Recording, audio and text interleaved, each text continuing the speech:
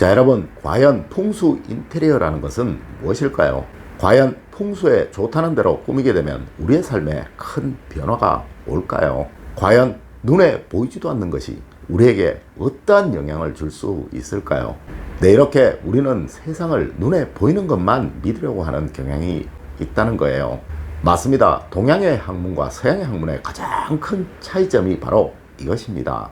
예를 들어 우리가 감기에 들었다라고 하면요, 서양의 학문에서는 이 감기를 치료하는 방법을 사용을 하죠. 하지만 동양의 의학에서는요, 이 사람이 이 감기가 든 원인을 찾으려고 하고요, 다시는 감기가 들지 않도록 하기 위한 그 근본 치료책을 찾으려고 한다는 것이에요.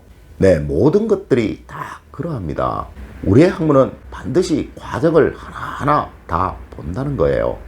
그래야 우리의 학문을 이 인과의 학문이다 라는 이야기를 하는 것입니다. 세상에 어떠한 것들이라도 반드시 그 원인과 과정이 그러하였기에 그러한 결과가 만들어졌다라고 이야기를 한다는 것이죠. 맞습니다. 풍수 인테리어라는 것은 우리가 매일 보고 살아가는 집안 곳곳의 것들이 나에게 선한 영향력을 주도록 하여서 선한 행동력으로 선한 결과를 만들어내고자 하는 학문이라는 거예요. 네, 무의식을 자극하는 학문이죠. 여러분들 이런 말씀 한 번씩 하시잖아요. 야, 일할 분위기 나는데 여기서 공부하면 공부가 술술 되겠어? 야, 여긴 참 안락하고 편안하다 라는 말씀들 말입니다. 여러분 안녕하세요, 이정재입니다. 거실은 우리 가족 모두가 공동으로 사용하는 공간입니다. 하여 이곳에는 누구의 눈에도 거슬리는 것이 있어서는 안 된다는 것이죠. 아마 집안 곳곳 어디에서라도 이렇게 공동의 풍수를 적용해야 하는 곳은 없을 것입니다. 네, 그만큼 복잡하고 난해한 곳이라는 거예요. 하여 오늘은 이 거실에 절대로 두면 안 되는 것에 관해서 알려드릴까 합니다. 이러한 것들이 여러분 거실에 있으시다면 어떤 식으로라도 여러분 가족분들의 무의식에 나쁜 영향력을 줄 것이고요, 이로 인해 그 당사자분은 자신의 기운을 전혀 발휘하지 못하고 살아가시고 계실 것입니다. 아니, 어쩌면 너무 힘들어하고 계실지도 모르죠. 자, 시작해 보도록 하겠습니다. 첫 번째가 거실의 색상이나 조명입니다.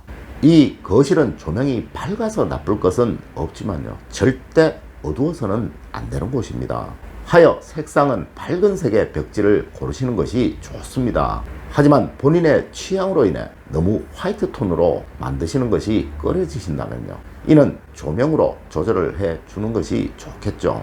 네, 하여 색상이 조금 어두운 톤이시라면 조명은 무조건 밝게 해두시고요, 색상이 아주 밝은 톤이라면 조명은 적당하게 해두셔도 된다는 거예요.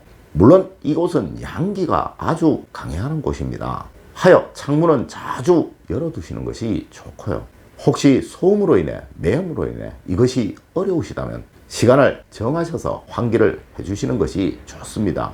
물론 가능한 낮 시간에 창문을 열어두시는 것을 권해드립니다. 두 번째가 거실의 가구들입니다. 이 가구들은 너무 무거운 느낌이 나는 것은 반드시 피하시는 것이 좋습니다. 사실 이 거실은 우리 가족분들 뿐만 아니라 간혹 손님들이 오시게 되면 오래도록 머무는 곳이기도 하죠. 하여 너무 무거운 색 가구나 어둡고 칙칙한 느낌의 가구는 피하시는 것이 좋다는 거예요. 왜냐고요? 우리 집에 오는 손님이 우리 가족들의 인상을 너무 무겁고 칙칙하고 고리타분하게 볼 수 있을 것이기 때문에 그러하고요, 또 이러한 것들이 우리 가족의 심리 상태를 상하적이고 너무 고착적이고 보수적인 마음으로 만들어버리기 때문에 그러한 것입니다. 네, 이러한 가정에서는 누군가 반드시 주도적인 역할을 할 것이고요, 이로 인해 늘 가족들 간에 불만이 만들어지는 형상이 될 것입니다. 가족들은 서로 이해하고 양보하고 보완하는 존재가 되는 것이 최상입니다. 이곳 거실에 너무 보수적인 가구만 있으시다면요, 그 가구 위에 밝은 분위기의 꽃병이나 꽃, 조명 등을 두어서 그 느낌이 반드시 희석되도록 만들어 주십시오. 세 번째로 거실의 식물들입니다. 이 거실의 식물들은요, 집안의 넓이에 맞도록 배치되어야 하고요, 이는 약 10평당 하나 정도가 가장 맞습니다. 예를 들어 35평 정도의 집안이라면요, 약 4개 정도의 식물이 집안에 있는 것이 가장 좋다는 거예요. 물론 이는 집안 전체를 말하는 것이죠.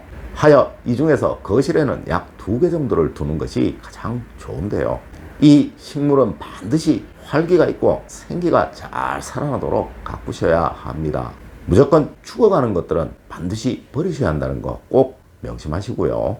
또 사람 키보다 큰 나무나 식물은 절대 집 안에 두시면 안 된다는 거 같이 명심하십시오. 혹시 거실에 이런 것들이 있으시다면요, 반드시 베란다로 옮겨 주십시오. 아니면 집안 대주의 성취운이 꺾이게 됩니다. 또한 죽은 의미가 담긴 나무들 역시 집안에 두시면 절대로 안 된다는 거 명심하셔야 합니다. 예를 들어 수치나 죽은 나무의 밑둥, 또 죽은 나무의 가지들, 이런 것들을 꺾어와서 집 벽에 걸어 두시는 것은요, 스스로 우리 집안의 생기를 말려버리는 것과 같고요, 이 집안에서 직장 생활을 하는 사람들은 반드시 그 직장의 어려움으로 큰 고통을 받게 될 것입니다. 혹시 이러한 것들이 있으시다면 이 숯은 바구니에 천이나 조화들로 잘 꾸미셔서요, 절대 죽은 느낌이 나지 않도록 해두셔야 하고요, 다른 나무들은 칠을 곱게 하셔서요, 한껏 부드러움이 잘 드러나도록 만들어 줘야 한다는 거 꼭 명심하십시오. 네 번째가 그림이나 액자들입니다. 저는 항상 이런 말씀을 늘 드립니다. 세상의 모든 것들에는 그 쓰임이 있고 그 임자가 따로 있다고 말이에요. 네, 너무 기운이 강한 그림은 절대 거실에 두시면 안 된다는 거예요. 또한 흉한 그림, 혼란스러운 그림 역시 마찬가지이죠. 이것이 여러분의 습성을 만듭니다. 네, 습관과 습성은 분명 다릅니다. 습관은 행동으로 하는 것이고요, 습성은 버릇 같은 성격입니다. 분명 이러한 그림들이 걸려있는 집안에서는요, 누군가 갑자기 화를 내거나 소리를 지르거나 하는 비이성적인 행동들을 자주 하게 될 것이고요, 양보나 화합보다는 이기적인 자기 중심적인 행동들을 많이 하게 될 것입니다. 이 거실의 그림은요, 반드시 안정적이고 화목한 그림을 걸어 두십시오. 특히 해바라기나 과일 그림, 산 그림, 물이 졸졸 흐르는 그런 그림들을 말입니다. 절대 과한 그림들, 용이나 호랑이나 말 같은 그림들, 또 총이나 칼 같은 그런 무서운 그림들 반드시 치우시기 바랍니다. 다섯 번째로 이제 소파와 장식장입니다. 이 소파는 예전으로 말하면 방석의 개념입니다. 하여 반드시 식구들의 수보다 하나, 둘 정도 많은 것이 좋고요, 가능하면 서로 마주보게 배치를 해두시면 좋습니다. 하지만 집안 구조상 일자로 배치를 해두셔야 한다면요, 반드시 앞에 테이블이나 탁자를 하나 두시고요, 그 위에 예쁜 꽃병이나 책을 몇 권 올려두십시오. 또한 거실의 장식장은 이 집안의 모든 명성이나 명예와 관계된 것들을 넣어두셔야 합니다. 절대 이 장식장 안에 잡동사니는 넣어두시면 안 됩니다. 이는 우리 집안의 명예운을 손상시키는 행동입니다. 이 풍수라는 학문은요, 나도 모르게 행하는 나의 무의식을 교육하는 학문입니다. 여러분의 거의 모든 행동들이 여러분의 무의식에 의해 만들어진다는 것이 현대 뇌과학자들의 공통적인 견해들입니다. 자, 오늘은 제가 여러분들에게 여러분의 무의식에 해를 줄 수 있는 것들을 알려드렸습니다. 꼭 명심하셔서 늘 여러분 가정에 행복과 번영, 사랑이 가득하시기를 기원드리겠습니다. 늘 올바른 학문과 올바른 지식을 여러분들께 전하도록 노력하겠습니다. 여러분 긴 시간 감사드립니다. 감사합니다.